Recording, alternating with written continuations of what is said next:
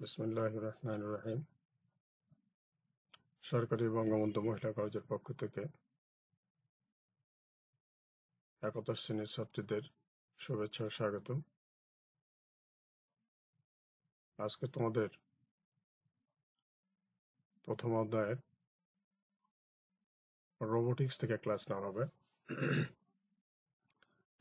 এর আগের ক্লাসটি সেটিও রোবোটিক্সের উপরে ক্লাস নেওয়া হয়েছিল।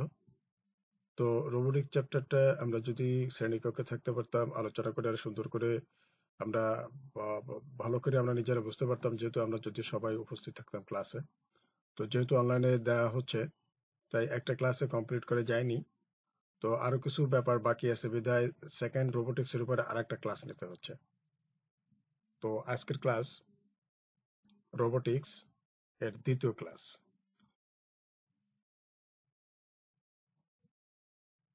আমরা যা শিখব, রোবোটিক্স সম্পর্কে ধারণা ব্যাখ্যা করতে পারবো, রোবটের বৈশিষ্ট্য সম্পর্কে আমরা জানতে পারবো, রোবটের কুফল সম্পর্কে জানতে পারবো, রোবোটিক্স বাংলাদেশ অর্থাৎ বাংলাদেশে রোবোটিক্স অর্থাৎ রোবটের বাংলাদেশে কি অবস্থা এ সম্পর্কে আমরা জানতে পারবো।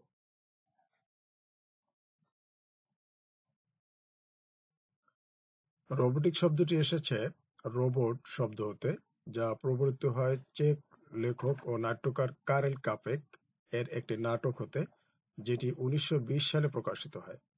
রোবোটিক্সের মূল বিষয়টি হলো রোবটকে ঘিরে। রোবট হলো কম্পিউটার নিয়ন্ত্রিত যন্ত্র বা যন্ত্রমানব, যা মানুষের অনেক দুঃসাধ্য ও কঠিন কাজ স্বয়ংক্রিয়ভাবে করতে পারে। এর কাজের ধরন দেখে মনে হবে এর ভেতরে কৃত্রিম বুদ্ধিমত্তা রয়েছে। আমরা দেখলাম এখানে রোবট মূলত 1920 সালে এরকম একটা নাটক প্রকাশিত হয়েছিল। সেই নাটকের ভিতর রোবট নামক একটা শব্দ সেখানে ব্যবহার করা হয়েছিল।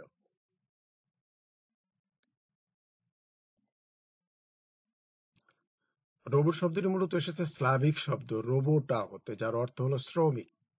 অক্সফোর্ড ইংলিশ ডিকশনারি অনুযায়ী রোবোটিক্স শব্দটি সর্বপ্রথম ব্যবহার করা হয় 1941 সালে প্রকাশিত আইজ্যাক ওয়াসিম্ভ এর ছোট সায়েন্স ফিকশন গল্প লায়ারে। এখানে এই রোবোটা শব্দটা ব্যবহার করা হয়, এর অর্থ হলো শ্রমিক।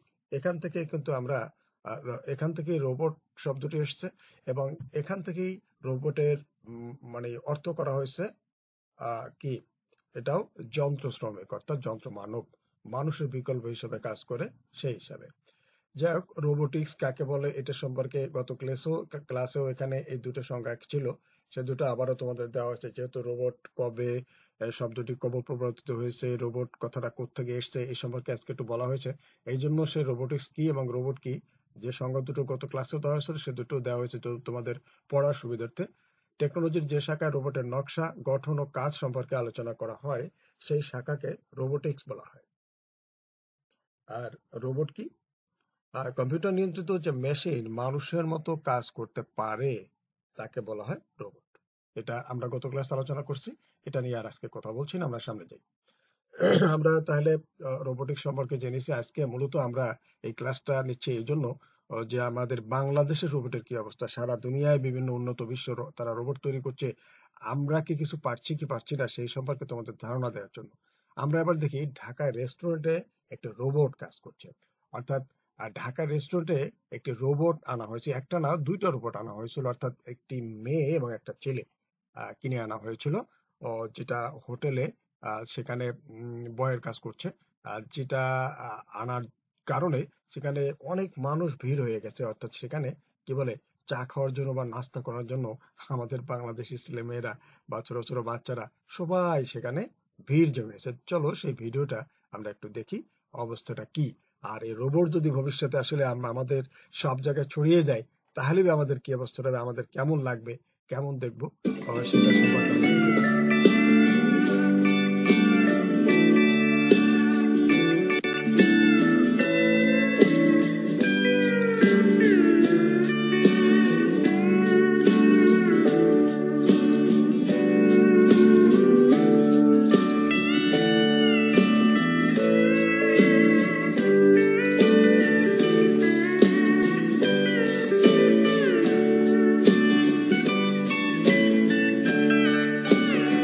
ঢাকার বিভিন্ন এলাকা থেকে পরিবার পরিজন নিয়ে গ্রাহকেরা ভিড় জমাচ্ছেন সেখানে। বিশেষ করে সন্ধ্যার পর গ্রাহকদের জায়গা দিতে হিমশিম খেতে হচ্ছে রেস্টুরেন্ট পরিচালকদের। সরেজমিন দেখা গেছে এই রেস্টুরেন্টটির বিশেষত্ব হচ্ছে দুটি রোবট।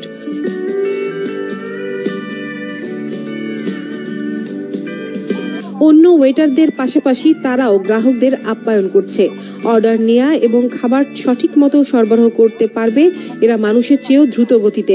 মূলত রোবটের হাত থেকে খাবার নিতেই নারী ও শিশুদের আগ্রহ বেশি।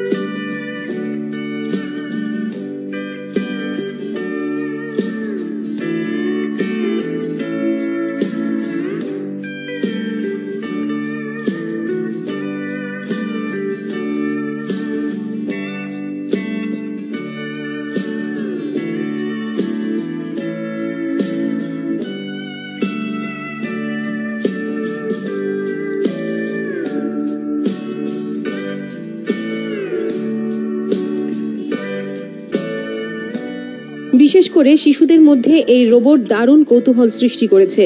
পত্রিকা ও টেলিভিশনে দেখে অনেক শিশুই মা বাবার কাছে রোবটের হাতে খাবার খাওয়ার বায়না ধরছে। এতেই উপচে পড়া ভিড়। আসাদ গেট প্রধান সড়কের ফ্যামিলি ওয়ার্ল্ড টাওয়ারের দ্বিতীয় তলায় প্রায় ৩,০০০ বর্গফুট জুড়ে এই রেস্টুরেন্টের অবস্থান। একসাথে এতে ১২০ জনের বসার ব্যবস্থা রয়েছে এখানে। সকাল ১০টা থেকে রাত ১০টা পর্যন্ত এটি খোলা থাকে। চলো এবার আমরা রোবটের বৈশিষ্ট্য সম্পর্কে একটু দেখি। আসলে রোবটের কি কি বৈশিষ্ট্য থাকে এটা আলোচনা করা হয়নি। রোবট নির্দিষ্ট প্রোগ্রাম দ্বারা নিয়ন্ত্রিত বিধায় যে কোনো কাজ দ্রুত ও নিখুঁতভাবে সম্পন্ন করতে পারে। তোমরা এটা জানো যে রোবটের ভিতরে প্রোগ্রাম সেট করা আছে, সেই প্রোগ্রামে যা বলা আছে ঠিক তাই করতে পারে, এর বাইরে কিন্তু বেশি কিছু করতে পারে না। রোবট বিরতিহীন ও ক্লান্তিহীন ভাবে দিনরাত একটানা কাজ করতে পারে। আসলে রোবটের যেহেতু জীবন নাই, তো ওর ক্লান্তি নাই। শুধুমাত্র যান্ত্রিক ত্রুটি বা ওর সফটওয়্যারগত কোনো প্রবলেম না হলে ও আসলে ২৪ ঘন্টায় কাজ করতে পারে। রোবট যে কোনো অনুভূতি তথা রাগ, ঘৃণা, ভয়, বিরক্তি প্রভৃতি থেকে সম্পূর্ণ মুক্ত বিধায় তার কাজে মানবিক অনুভূতির কোনো বাধা সৃষ্টি হয় না। রোবটের যেহেতু কোনো অনুভূতি নাই, তার কোনো রাগও নাই, ঘৃণাও নাই, ভয়ও নাই। তুমি তাকে মারবে কি তার কাছে চিন্তা করো, এর কোনো ভয় নেই। আবার দেখা যাচ্ছে তার ভিতরে কোনো মানবিক অনুভূতিও নাই। তুমি পাশে কষ্ট পাচ্ছ, এতে রোবটের কিছুই আসে যায় না। এটা তো আসলে রোবট একটা যন্ত্র বিধায় সে কিন্তু সবকিছু মানবিক অনুভূতি বা অন্যান্য ভয় ভীতি ঘৃণা সম্পূর্ণ ঊর্ধ্বে। ৪. রোবট পারিপার্শ্বিক পরিস্থিতি অনুভব করে কৃত্রিম বুদ্ধিমত্তার সাহায্যে প্রদত্ত সক্ষমতা অনুসারে তার কাজের ক্ষেত্রে সিদ্ধান্ত গ্রহণ করতে পারে। ওর ভিতরে কৃত্রিম বুদ্ধিমত্তা দেওয়া আছে বিধায়, আর্টিফিশিয়াল ইন্টেলিজেন্স দেওয়া আছে বিধায় ও পারিপার্শ্বিক কিছু পরিস্থিতি অনুভব করে কিছু সিদ্ধান্ত নিতে পারে, যেহেতু ওই ধরনের বুদ্ধিমত্তা ওর ভিতরে দেয়া থাকে। যে কোনো ঝুঁকিপূর্ণ ক্ষতির অসহনীয় পরিবেশে স্বাচ্ছন্দ্যে কাজ করতে পারে। যে কোনো ঝুঁকিপূর্ণ বা ক্ষতি হতে পারে, সেখানে বড় ধরনের কোনো অ্যাক্সিডেন্ট হতে পারে, এই ধরনের জায়গায় কিন্তু সে কাজ করতে পারে। কারণ তার কোনো অনুভূতি নাই, তার জীবন নাই, তার প্রাণ নাই বিধায় সে জানে না ক্ষতি হলে কি হবে, অ্যাক্সিডেন্ট হলে কি হবে, এগুলো সে কিছু জানে না বিধায় তাকে দিয়ে যে কোনো ঝুঁকিপূর্ণ জায়গায় কিন্তু কাজ করানো যায়।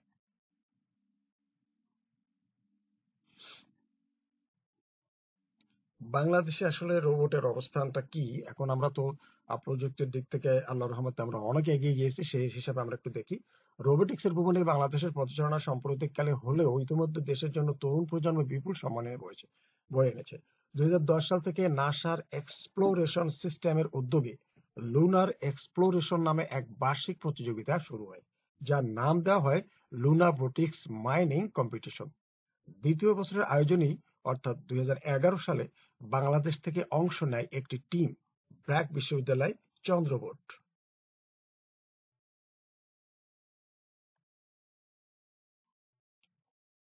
ব্র্যাক বিশ্ববিদ্যালয় চন্দ্রবোট এরা অংশ নিয়েছিল এরকম একটা রোবট নিয়ে। তারপরে MIST লুনাবোটিক্স 21 দল এরা এরকম একটা রোবট নিয়ে অংশগ্রহণ করেছিল।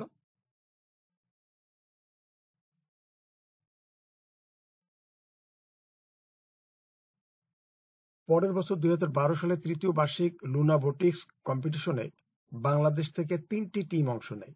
ব্র্যাক বিশ্ববিদ্যালয় থেকে চন্দ্রবোট 2, IUT থেকে লুনাটিয়ান এবং MIST থেকে রোবোমিস্ট।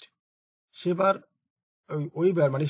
মূল প্রতিযোগিতায় অংশ নেয় বিশ্বের 8টি দেশ থেকে আসা 55টি দল। তো আমাদের দেশ কিন্তু বিভিন্ন প্রতিযোগিতায় অংশ নিয়েছে, এটা আমাদের অনেক কিছু।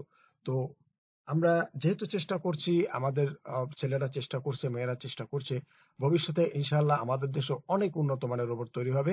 একটু পরেই তার উদাহরণ দেখাচ্ছি যে আসলে আমরা কি পারি না।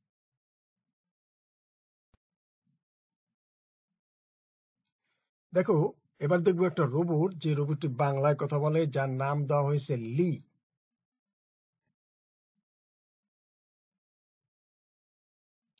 একটু ব্যাকে চলে ফ্রন্টে চলে গেছে, রোবটটা একটু দেখি। এখানে আমাদের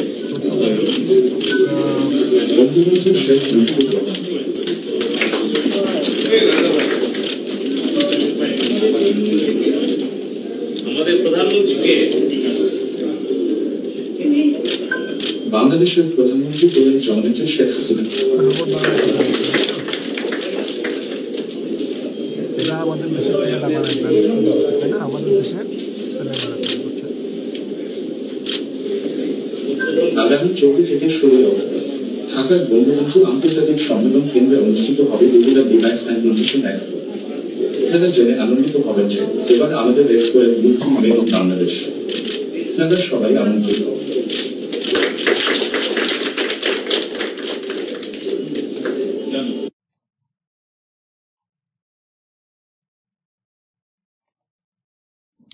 দেশের তৈরি রোবট আফরিন নামে একটি রোবট তৈরি করা হয়েছে, আমাদের দেশের ছেলেমেয়েরাই তৈরি করছে। অর্থাৎ সফিয়ার বিকল্প হিসেবে এরা তৈরি করার চেষ্টা করছে। আশা করি এরা আসলে সফল হবে। আমরা এবার দেখি করোনা সেবা দানকারী রোবট। দেখো, করোনায় আমার দেশের কত মানুষ, আমাদের দেশের কত অবস্থায় কি অবস্থা আছে, এটা আমার তোমাদেরকে ব্যাখ্যা করে বলতে হবে না, তোমরা সবাই সবকিছু জানো। এই সময় সেবা দেওয়ার কোনো লোক পাওয়া যাচ্ছিল না। যারা যাচ্ছিল তারা জীবনের ঝুঁকি নিয়ে গিয়েছে, এবং এই মানুষকে সেবা দিতে যে অনেকেই তাদের জীবন উৎসর্গ করে দিয়েছে। এখানে রোবট তৈরি করেছে আমাদের ছেলেমেয়েরা, যে রোবট মোটামুটি যেভাবেই হোক কিছুটা হলেও সেবা দিয়েছে, এবং ভবিষ্যতে এই এবার করোনা যুদ্ধে সামনের সারির যোদ্ধাদের ঝুঁকি কমাতে রোবট বানিয়েছে রাজশাহী প্রকৌশল ও প্রযুক্তি বিশ্ববিদ্যালয় রুয়েটের একদল প্রাক্তন শিক্ষার্থী। বীর প্রতীক খেতাবপ্রাপ্ত মুক্তিযোদ্ধা ক্যাপ্টেন সেতারা বেগমের নাম অনুসারে নারীর অবয়ব তৈরি রোবটটির নাম রাখা হয়েছে ক্যাপ্টেন সেতারা বেগম। এটি করোনা আক্রান্ত রোগীর পাশে গিয়ে শরীরের তাপমাত্রা নির্ণয় সহ বিভিন্ন তথ্য সংগ্রহে সক্ষম। পাশাপাশি চিকিৎসকের পরামর্শ পৌঁছে দিতে পারবে রোগীর কাছে। যন্ত্রটি রোগীর কাছে ঘুরে ঘুরে দেবে ঔষধ। হাসপাতালে করোনায় আক্রান্ত রোগীর চিকিৎসা এবং ওষুধ নিয়ে সশরীরে যাওয়া এড়াতে রোবটটি উদ্ভাবিত হয়েছে। আইপি ক্যামেরা আছে, তারপরে আমার সোনার সেন্সর আছে, থার্মাল সেন্সর আছে, ভিতরে মাদারবোর্ডে চিপসেট আছে, যেগুলো দিয়ে আমি দূর থেকে মোবাইল দিয়ে ওয়াইফাই দিয়ে আমি কন্ট্রোল করার ব্যবস্থা করা হয়েছে। রুয়েটের প্রাক্তন শিক্ষার্থীদের সংগঠন আর্টিফিশিয়াল ইন্টেলিজেন্স বাংলাদেশের 7 সদস্য দেশীয় প্রযুক্তি ব্যবহার করে 3 মাসের চেষ্টায় এটি বানিয়েছে। হাসপাতালে করোনা ওয়ার্ডের ট্রায়াল শেষে বাণিজ্যিকভাবে এই রোবট তৈরি করা হবে। হাসপাতালগুলো যদি এটার প্রয়োজনীয়তা অনুভব করে এবং যে কোনো সরকারি বা বেসরকারি সংস্থা যদি আমাদের সাথে কাজ করতে চায়, তাহলে আমরা এটা বাণিজ্যিকভাবে উৎপাদন করতে সক্ষম।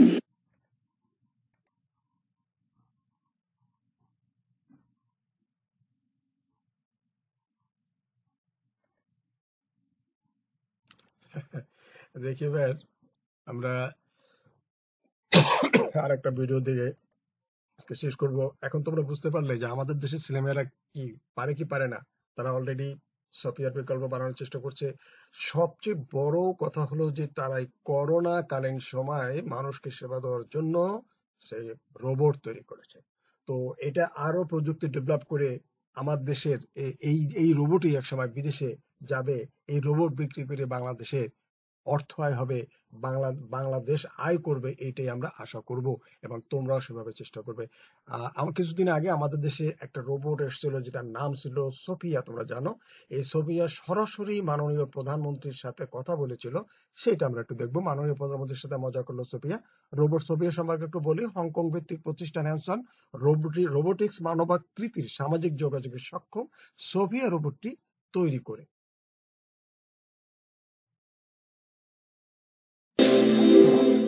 Honorable Prime Minister, we would now introduce you to someone special today. She's right in the backstage waiting to meet you. Honorable Prime Minister, she's none other than Sophia, world's first social robot. Honorable Prime Minister, presenting you Sophia. আমরা এখন সোফিয়ার সাথে কথা বলবো। Hello Sophia, how are you? Hello, Honorable Prime Minister. I am fine, thank you. It is such a pleasure to meet you today. How do you know me? Well, I've read and learned about you. I also know that you are the daughter of the great leader and father of the nation, Bangabandhu Sheikh Mujibur Rahman. You are also called the mother of humanity and the one who envisioned digital Bangladesh. And also, your granddaughter has the same name as mine, Sophia. But আপনারা জানেন যে জয়ের মেয়ের নাম কিন্তু Sophia. Oh, you don't know quite a lot about me and my vision. What do you know about digital Bangladesh? You would be glad to know that I have learned great things about your vision of digital Bangladesh. A digitalized Bangladesh will have more developed human resources, establish effective connectivity, leading to development in ICT industry, and ensuring a more assured e-governance. Digital Bangladesh was initiated in 2009 with the vision of digitizing every sector of the economy, bringing in $5 billion in ICT exports, and creating 2 million jobs. In this short time, we have seen numerous human resource capacity building initiatives, digitizing all the citizen services of the government ministries and organizations. Moreover, 28 IT parks in establishments like Bangabandhu High Tech City, Sheikh Hasina Soft Tech Park, Janata Tower, and several others are some of the visible landmarks of ICT in Bangladesh. I am thrilled to be here today at Digital World 2017, which happens to be one of the biggest ICT events in Southeast Asia. Honorable Prime Minister, I would now like to request you to inaugurate Digital World 2017, the Digital Bangladesh style. Okay, let's do this, Sophia. I open this digital Bangladesh and digital style, yeah. Sure, Honorable Prime Minister.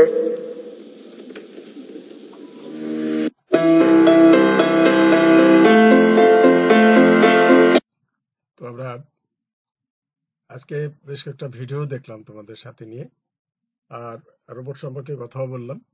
রোবটের কিছু কুফলও আছে, তোমরা বই থেকে পড়ে নিবে। স্বাভাবিক অল্প কিছু কুফল সেখানে দেখা আছে, আর দেখবা আসলে কুফল তো থাকেই, সবকিছুরই কুফল থাকে। তো এটা তোমরা সেখান থেকে দেখে নেবে। আজকে বাড়ির কাছে তোমরা নিয়ে নাও রোবটের বৈশিষ্ট্য পড়বে, রোবটের কুফল আর রোবট তৈরিতে বাংলাদেশ।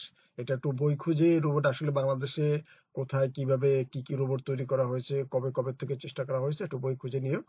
আর যদি তোমাদের যখন দেখা হবে তোমাদের সাথে, প্রয়োজনে আমি তোমাদের খুঁজে তখন দিয়ে দেবো ইনশাআল্লাহ। তো আজকে তোমরা সবাই ভালো থাকো। আজকে আমরা একটু ভিন্ন রকমের ক্লাসটা নিলাম। তো সবাই ভালো থাকো, সবাই সুস্থ থাকো, এই কামনা করছি। সবাইকে ধন্যবাদ জানিয়ে আজকের মতো শেষ করছি। সবাই আল্লাহর কাছে দোয়া করো আমরা যাতে দ্রুত শ্রেণীকক্ষে ফিরে যেতে পারি।